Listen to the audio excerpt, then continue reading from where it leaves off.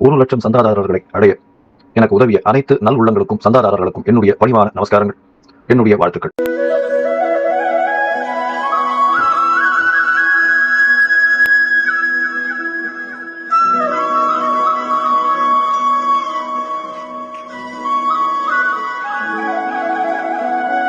ஞானானந்தமயம் தேவம் நிர்மலஸ்படிகாகிருதியும் ஆதாரம் சர்வ வித்யானாம் ஹயக்ரீவம் உபாஸ்மகே.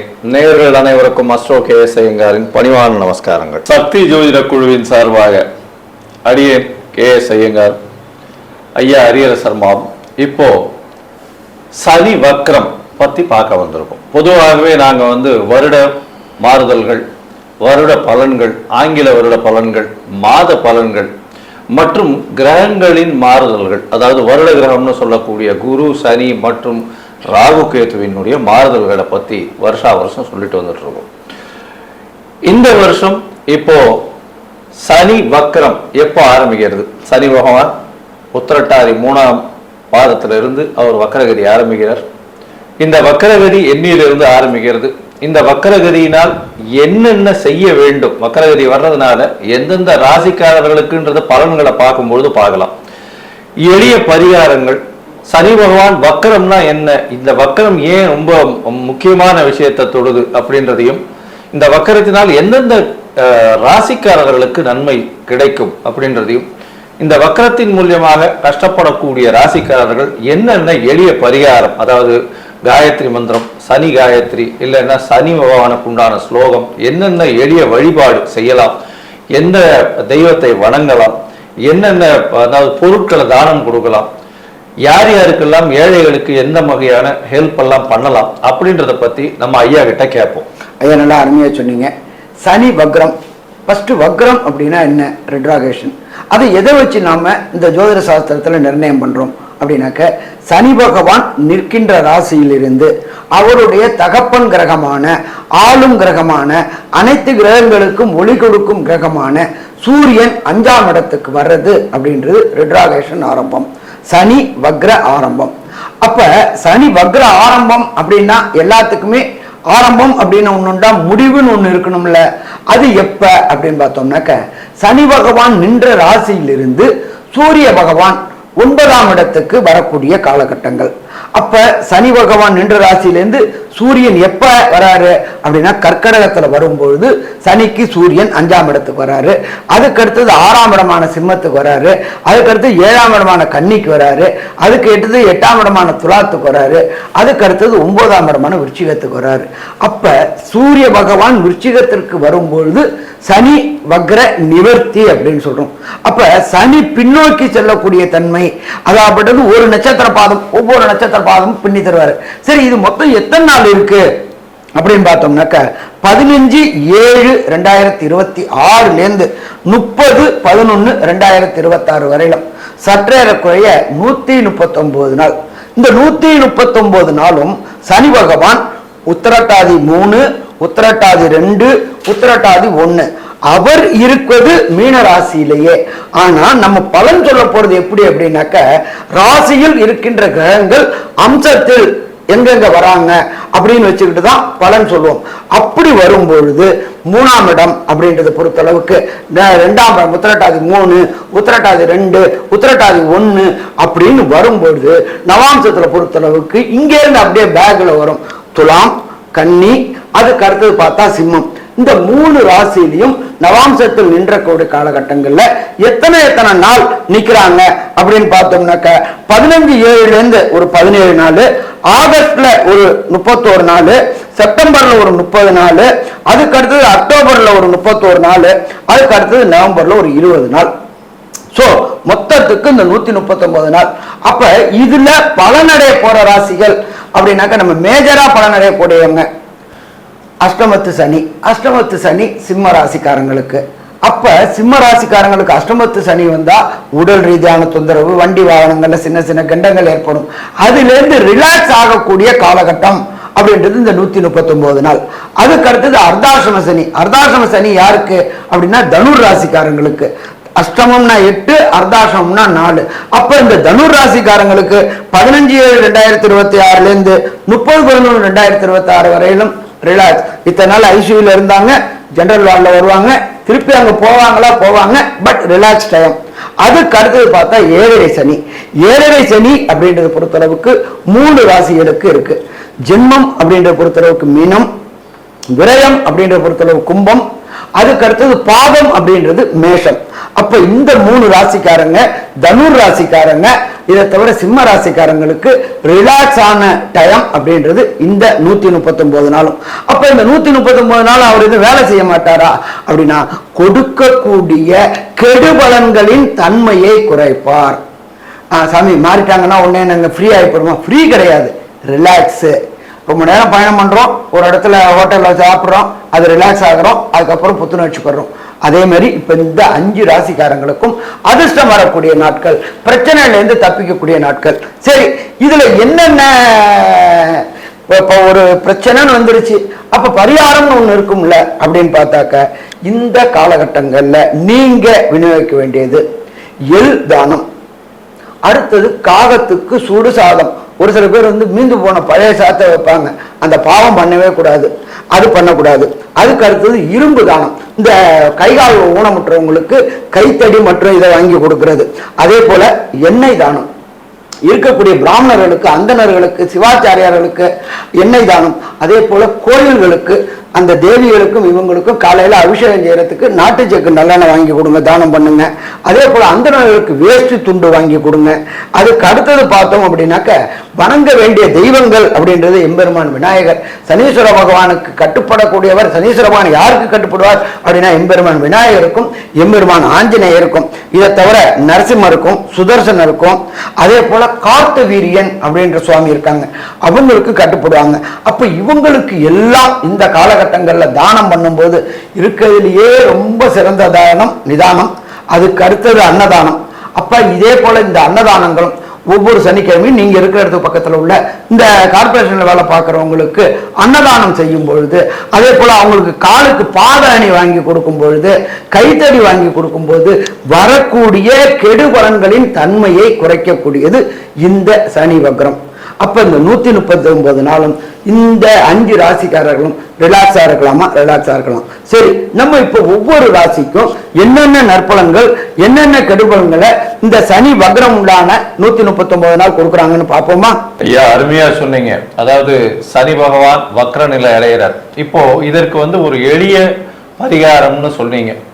இதை தவிர உங்களால மூவ் பண்ண முடியல, வெளியிலேயே போக முடியல, எதையும் வாங்கி கொடுக்கக்கூடிய சக்திகள் இல்லை அப்படின்ற பொசிஷன்ல என்ன பண்ணலாம் அப்படின்னும் பொழுது, சனி பகவானுக்கு உண்டான எளிமையான வீட்டிலேயே சொல்லக்கூடிய ஸ்லோகம் இருக்கு. அதாவது சனி ஸ்லோகம் அப்படின்னு சொல்லக்கூடியது. அந்த சனி ஸ்லோகம் அப்படின்னு சொல்லக்கூடியது என்ன அப்படின்னா, நீலாஞ்சன சமாபாசம் ரவிபுத்திரம் யமாகிரஜம் சாயா மார்த்தாண்ட சம்போதம் தன் நமாமி சனீஸ்வரம் அப்படின்ற இந்த சனி ஸ்லோகத்தை ஒரு நாளைக்கு 8 முறையாவது ஜபிச்சுட்டு வர்றதன் மூலியமாக உங்களுக்கு வரக்கூடிய வந்த எந்த பிரச்சனைகளும் தீரக்கூடும். சரி, இதை தவிர உங்களுக்கு சனி காயத்ரி மந்திரம் இருக்கு. காகத்வஜாய வித்மகே கட்க ஹஸ்தாய தீமகி தன்னோ மந்த பிரச்சோதயாத்து அப்படின்னு சொல்லக்கூடிய இந்த சனி காயத்ரி மந்திரத்தையும் ஒரு நாளைக்கு 8 முறை சொல்லி கொண்டு வரும் பொழுது உங்களுக்கு வரக்கூடிய பிரச்சனைகள் நிச்சயமாக போகும். அது தவிர பார்த்தீங்களா, ஏன்னா இந்த சனி பகவானுக்கு உண்டான விஷயங்கள்னு சொல்லும் போது, வெயில்ல இந்த பனைமரத்தினுடைய அதாவது நுங்கு இந்த மாதிரியான விஷயங்களை சொல்லுவாங்க. அதை வாங்கி தானம் கொடுக்கறது பெரிய விசேஷம். பதநீர், பனம் கல்கண்டு, அது தவிர அந்த நுங்கு இதெல்லாம் வாங்கி அந்த வெயில்ல வேலை செய்யக்கூடிய கீழ்த்தட்டு மக்களுக்கு தானமாக கொடுக்கறதன் மூலியமாக உங்களுக்கு வரக்கூடிய பிரச்சனைகள் எல்லாமே சூரியனை கண்ட பனி போல இருக்கும் இடம் தெரியாமல் போகும். கும்பராசி நேயர்களே, அவிட்டம் சதயம் பூரட்டாதி இந்த 3 நட்சத்திரம் 9 பாதங்களை கொண்ட ராசி. ராசியின் அதிபதி உங்களுடைய ராசிநாதனே சனிதான். சனி பகவான் உங்களுடைய ராசிக்கு 2ஆம் இடத்துல வக்கரகதியில இருக்கார். இப்போ வக்கரகதியில இருக்கிறதுனால என்ன அப்படின்னு பார்த்தோம்னா, இவ்வளவு நாளா பேச்சுல ரொம்ப பிரச்சனைகள் வந்தது. பேச்சின் மூலியமாக வாய்க்கா தகராறு, இந்த தகராறு எல்லாம் எதை பேசுனீங்கன்னாலும் தகராறா புரிஞ்சுட்டு தப்பா புரிஞ்சுக்கிட்டு தகராறாகும். இந்த காலகட்டத்தில் உங்களுடைய பேச்சு நல்லபடியாக எடுத்துக்கொள்ளப்படும். ஏன்னா சனியின் வலிமை குறையிறதுனால உங்களுடைய பேச்சுக்கள் நிச்சயமாக எடுத்துக்கொள்ளப்படும். ஏற்றங்கள் கிடைக்கக்கூடிய காலகட்டமாக இந்த காலகட்டம் அமைய போகுது. இந்த சனி வக்கரம் 15/7/2026 30/11/2026 வரலும் உண்டான காலகட்டத்தில் இந்த 139 நாளும் நல்ல ஒரு வார்த்தைகள் மூலியமாக சாதிக்கக்கூடிய காலகட்டம். பண வரவிற்கு பஞ்சம் இருக்காது. குடும்பத்தில் நல்ல சந்தோஷம் நிலவக்கூடிய காலகட்டமாக அமைய போகிறது. உங்களுடைய ராசிக்கு பார்த்தாலேனால், அதாவது குரு பகவானும் உங்களுடைய ராசிநாதனை பார்க்கறதுனால நல்ல ஒரு ஏற்றமான காலமாக அமைய போகிறது. உங்களுடைய ராசிக்கு 2ஆம் இடத்துல சனி பகவான் வக்கர நிலை அடைகிறதுனால உங்களுடைய தொழிலில் ஒரு பெரிய மாறுதல்கள் வரும். தொழில் மூலியமாக அதீதமான பணவரவு வரக்கூடிய வாய்ப்புகள் இந்த காலகட்டத்தில் இருக்கு. உடல் நலத்தில் இவ்வளவு நாளா பயங்கர ஸ்ட்ரெஸ்ஃபுல்லா இருந்தது, அலைச்சல் அதிகமாக இருந்தது, இது எல்லாம் நிச்சயமாக கம்மியாகக்கூடிய வாய்ப்புகள் இந்த காலகட்டத்தில் நிச்சயமாக உண்டு. உங்களுடைய ராசிக்கு பார்த்தீங்கன்னா படிக்கக்கூடிய குழந்தைகளுக்கு நல்ல ஒரு மெமரி பவர் ஏறக்கூடிய வாய்ப்பு. ஏன்னா சனி 4ஆம் இடத்தை பார்க்குறார். 4ஆம் இடத்தை பார்க்கறதுனால வக்கரம் பெற்று இருக்கிறதுனால மெமரி பவர் பெட்டராக இருக்கக்கூடிய வாய்ப்பு. நல்ல ஒரு சூட்சமாக எல்லாவற்றையும் புரிந்து கொள்ளக்கூடிய தன்மை, தாயின் உடல்நிலையில் நல்ல ஒரு ஏற்றம் இருக்கக்கூடிய காலகட்டம். புதுசாக வீடு வாங்கணும்னு நினச்சிருந்தீங்கன்னா நிச்சயமாக வாங்கக்கூடிய வாய்ப்புகள் இந்த காலகட்டத்தில் நிச்சயமாக இருக்கு. உங்களுடைய ராசிக்கு பார்த்தாலேனால் உத்திரட்டாதி 3ஆம் பாதத்தில் வக்கரம் பெறக்கூடிய சனி நவாம் சத்திர சமசப்தமத்தில், அதாவது 9ஆம் இடத்துல போய் இருப்பார். அதனால தந்தையினுடைய உடல் நலத்தில் சற்று பின்னடைவு இருக்கும். வெளிநாடு போய் படிக்கணும்னு நினைக்கிறீங்க அப்படின்னா நிச்சயமாகவே அந்த காலகட்டத்தில் நல்லபடியாக நடக்கக்கூடிய வாய்ப்புகள் உண்டு. மேல் படிப்பு படிக்கக்கூடிய வாய்ப்புகள் இந்த காலகட்டத்தில் கிடைக்கும்.